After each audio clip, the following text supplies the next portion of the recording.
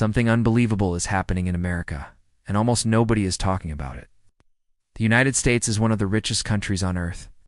Yet millions of Americans are turning to GoFundMe to pay for medical bills, funerals, accidents, and emergencies. In fact, GoFundMe has quietly become the largest healthcare funder for many Americans, beating insurance companies without even trying. But the real question is shocking. Why does the world's wealthiest nation rely on online donations instead of insurance? And what this reveals about America's financial system will genuinely surprise you. Let's break down the truth, and trust me, the deeper we go, the stranger this story gets. America wasn't always like this. Decades ago, insurance was the foundation of financial protection for the average American family. But something changed. Costs skyrocketed, trust collapsed, and many Americans began feeling that insurance companies were not protecting them, but profiting from them. This is where the first twist comes in. GoFundMe didn't rise because Americans suddenly became more generous. It rose because Americans became more desperate. The numbers paint a dramatic picture. Every year, hundreds of thousands of Americans launch fundraising campaigns to cover basic life emergencies, things people in other developed countries never have to crowdfund for. But this is only the beginning of the problem. Here's where things take a surprising turn. The American healthcare system is the most expensive in the world. One hospital visit can bankrupt even insured families. Yes, even insured. High deductibles, confusing policies, surprise bills, denied claims. These are everyday realities in the U.S. Many Americans feel that paying monthly premiums isn't enough. When something goes wrong, the insurance still doesn't cover everything. So people turn to GoFundMe because it feels faster, simpler, more human, and most importantly, more reliable. And this is where the gap between insurance and crowdfunding becomes almost unbelievable. But let's pause here, because the real reason Americans rely on GoFundMe is even deeper. It's cultural. America is one of the most individualistic societies in the world. People feel uncomfortable depending on the government for support, and they often distrust large institutions, including insurance companies.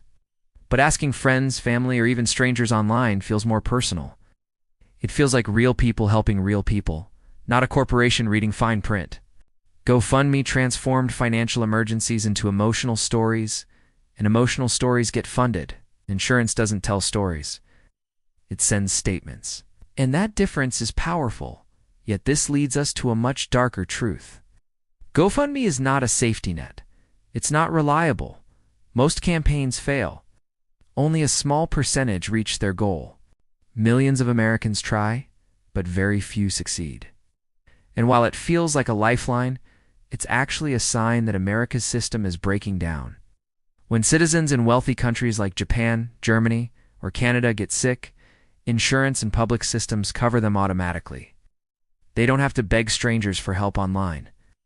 America is unique and not in a good way. But here's a twist no one sees coming. Americans are not relying on GoFundMe because they want to. They're relying on it because they feel they have no choice. The cost of living keeps rising. Wages aren't keeping up. Medical debt is exploding. And insurance feels too expensive, too confusing, and too unreliable. So people gamble on the internet. They hope their story goes viral. They hope kindness arrives. They hope strangers care. This isn't financial planning. It's financial survival. And this raises a massive question for America's future. What happens when GoFundMe becomes overloaded?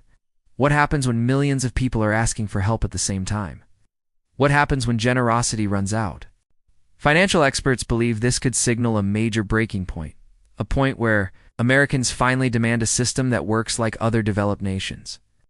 Because right now, GoFundMe is acting as a bandage on a wound that keeps getting deeper.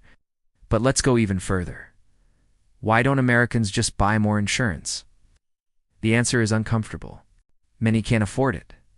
Many don't trust it. Many don't understand it. Financial literacy in America is one of the lowest among wealthy nations. Younger Americans, especially Gen Z, believe insurance is a scam or unnecessary.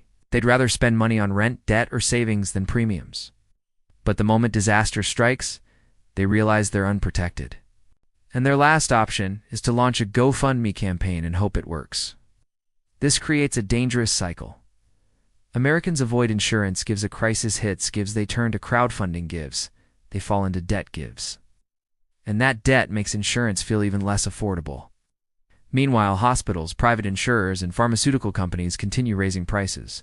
The system pushes people toward the edge, and GoFundMe catches whoever it can, but only some of them. So what does this mean for America? It means the country is experiencing a silent shift from institutional protection to social crowdfunding, from structured security to emotional storytelling, from policies to posts, and whether this is sustainable remains unclear.